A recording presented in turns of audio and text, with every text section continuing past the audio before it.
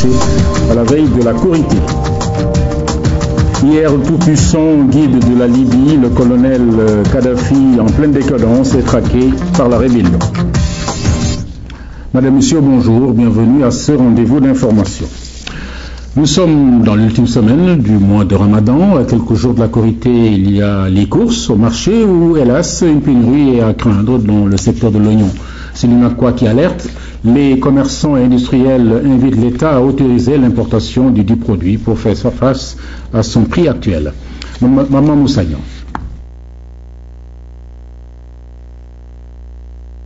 Seules 500 tonnes d'oignons sont disponibles. Sur le territoire national, 7000 tonnes sont depuis quelques jours stockées. Avec la fête de Korité, la célébration de la nuit de Laylatul Qadr, la demande est trop forte. Il s'y ajoute que la consommation quotidienne de l'oignon a fortement fait chuter ce stock. D'où les craintes d'une pénurie signalée par les commerçants et industriels de l'UNACOIS.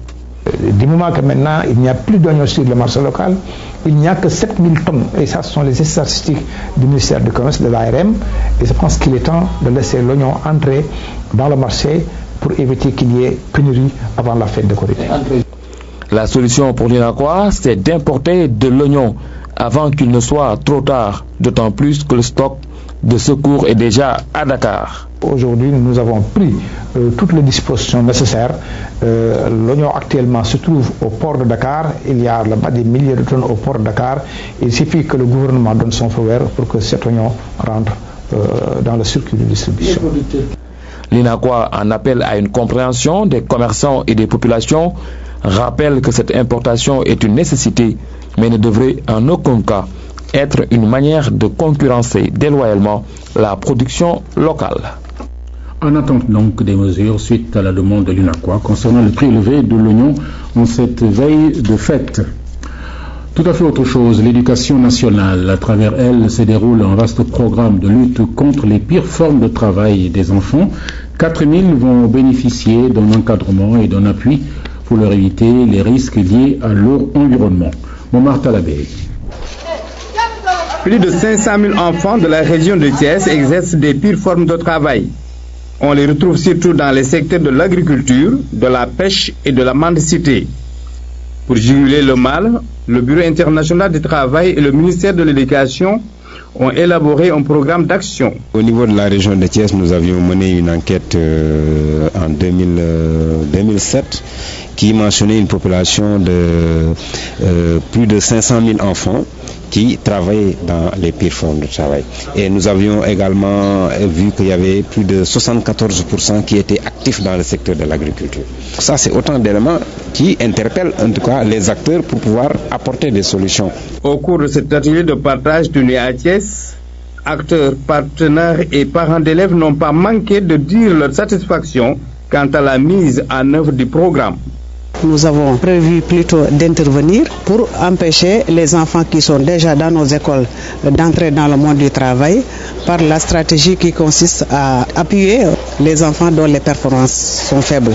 L'autre stratégie, c'est d'appuyer fortement la campagne nationale de recrutement OCI. Ce programme d'action comporte en fait une dimension d'intervention pour le relèvement du taux de scolarisation dans des zones et des localités où les enfants sont menacés, n'est-ce pas, de s'éloigner de l'école par toutes les activités. En intervenant sur les cibles qui sont exposées, mais nous pouvons leur permettre non seulement de renforcer leur présence à l'école, de renforcer leur performance, mais d'accroître leurs chances de réussite. Ce programme d'action 2011 de la direction de l'enseignement élémentaire et du PIT s'étend sur 9 mois. Il concerne les localités de Ngoundiane, Taïba Ndiaye, Darou Khoudoss et Mboro, véritable zone de concentration d'enfants travailleurs. C'est un sujet de Pape Colingom. On prolonge ce chapitre éducation spécifiquement par celle des filles dans le domaine des sciences et c'est l'AFTECH, une association de femmes créée voilà 10 ans qui travaille là-dessus. Elle assure ainsi la promotion des matières scientifiques, la technologie notamment, et encourage les filles. Montmartre à l'abeille. Des femmes modèles décorées, des amis de la science magnifiées sur fond de discours engagés. et remise de diplômes d'honneur. L'ambiance était festive malgré les rigueurs du mois de Ramadan à la petite école protestante de Dieuppeul. L'AFSTEC, Association des femmes pour la science et la technologie, procède ainsi à l'installation de son antenne régionale de Dakar. Nous avons une association nationale, donc il était de bon ton de décentraliser un peu. Nous avons commencé par Thiès et le 30 juin dernier, nous avons monté les antennes de Saint-Louis, Matam et Louga. Et aujourd'hui, nous montons la cellule de la capitale. À l'occasion, les femmes modèles invitées ont fait des témoignages sur leur parcours personnel et prodigué des conseils à la jeune génération de filles. Les sciences ouvrent à toutes les portes. C'est plus un comportement, des aptitudes. Et donc c'est ces aptitudes-là qu'il faut développer. Parce que quand on fait les mathématiques, on apprend à surmonter des difficultés. On apprend à se surpasser. On a de la détermination. Par exemple, devant un problème qu'on n'arrive pas à résoudre, on ne lâche pas du coup au coup. Il y a des pesanteurs socioculturelles, il y a beaucoup de paramètres qui font que peut-être les hommes sont dans des conditions qui leur permettent de mieux s'épanouir dans le domaine des sciences. Et c'est ce déséquilibre-là qu'il faut juste cerner et ensuite essayer de rectifier pour que les filles autant que les garçons soient représentants dans les domaines des sciences. L'antenne de Dakar sera divisée en 3 secteurs, Dakar Centre, Pikine Guédiawaye et Rufisque pour une bonne marge de manœuvre des points focaux. Un vernissage sur l'histoire de l'AFSTEC a mis fin à la cérémonie. On ouvre la page internationale. Après avoir libéré Tripoli des loyalistes, la rébellion s'occupe maintenant de Sirte, bastion des pro-Kadhafi. Ces derniers livrent une bataille farouche aux rebelles. Les combats se déroulent à une trentaine de kilomètres de la ville. La semaine dernière, l'ex-guide libyen a été annoncé du côté de l'Algérie. Vers sa frontière se dirigeait un convoi supposé appartenir aux hommes du colonel. Kadhafi, hier l'homme fort du pays, aujourd'hui traqué de partout. Une image de Far West. Jadis dans le violent Far West, il était courant que l'on recherchât dans les coins et recoins un homme pour beaucoup ou pour une poignée de dollars. Wanted, dead or alive, mort ou vif, expression morbide sur des affiches hâtivement apposées à l'entrée de saloons sans loi ou devant le bureau du shérif de ces innombrables ghost towns, villes fantômes de l'Ouest où on rêvait de Providence armée d'une Winchester. La Libye a ressuscité cette pratique archaïque de chasse à l'homme mortelle, indigne de notre époque, pour $1 million ou plus. Le fugitif n'est autre que Kadhafi, 42 ans de règne. Imitant l'autruche, il a préféré enfouir sa tête enturbanée dans les sables brûlants du désert face à une rébellion soutenue par le temps attirée par l'odeur du pétrole et du gaz. Ces combattants-là, il les qualifiait de rats. Aujourd'hui que ces rongeurs sont maîtres du pays, c'est le guide qui prend la direction du terrier tournant le dos à ses palais, réplique terrestre du paradis. Son aîné et bien-aimé, comme pour couvrir la fuite sans gloire du père, fait un numéro puéril et futile devant une meute médiatique, une imprudente mystification nocturne, avec la peur perceptible derrière une paire de binocles. L'histoire est omniprésente. Ces vestiges du IIe siècle sont le témoin d'une époque révolue, d'une magnificence romaine en Libye. Depuis presque 2000 ans, le temps insensible s'acharne à en faire des ruines poussiéreuses. L'apogée et l'heure de gloire du colonel appartiennent déjà au passé. Désormais, on s'essuie les pieds sur son effigie effondrée. Toute grandeur appelle décadence, l'histoire lancée. Ainsi va la vie. Super sujet de Oumar Dia montré dans les écoles de formation des futurs journalistes. À Tripoli, j'ajoute que les rebelles ont découvert une énorme cache d'armes. On y trouve du tout, fusils, roquettes, mines antipersonnelles, bref, un arsenal d'une taille insoupçonnée. Preuve que le camp Kadhafi peut en disposer de si important à travers le pays. Voilà pourquoi le Comité national de transition déclare que la bataille n'est pas totalement gagnée. En Inde, ça y est, Anna Hazare, le célèbre gréviste de la faim, remporte le bras de fer avec le pouvoir. En effet, le Parlement vient d'autoriser la nomination d'un médiateur dans chaque État. Quelques gorgées de lait de coco et la fin de 12 jours de jeûne. Dimanche matin à New Delhi, Anna Hazare a mis un terme à sa grève de la faim devant des dizaines de milliers de partisans. Les parlementaires indiens ont fini par accepter le principe d'une loi anti-corruption plus sévère que prévu. Une une victoire pour le militant de 74 ans.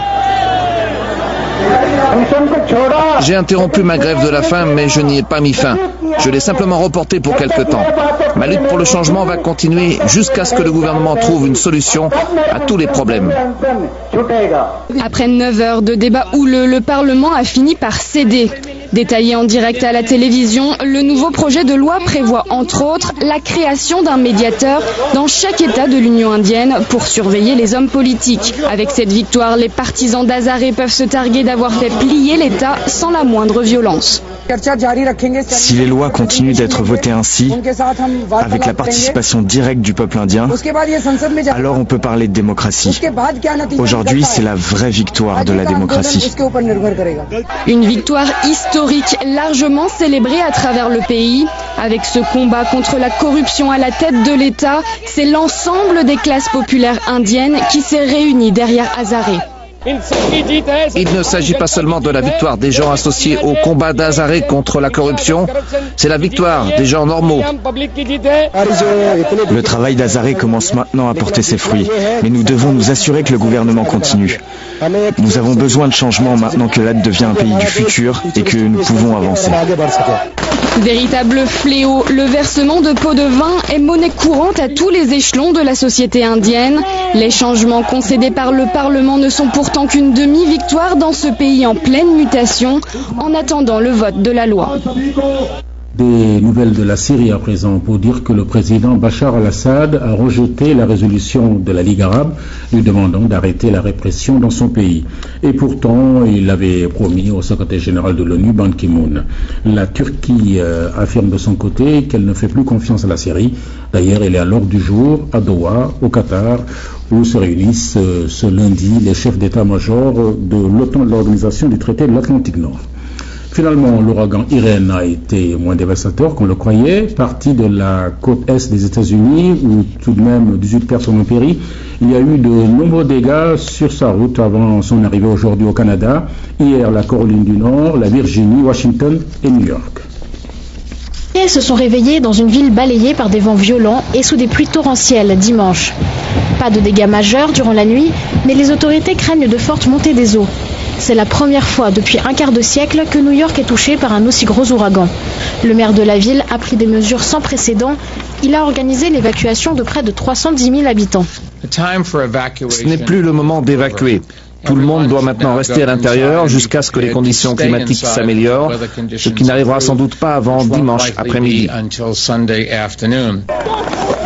Quelques heures avant la tempête, tandis que certains habitants s'amusaient de ce phénomène exceptionnel, la ville qui ne dort jamais ressemblait à une ville morte.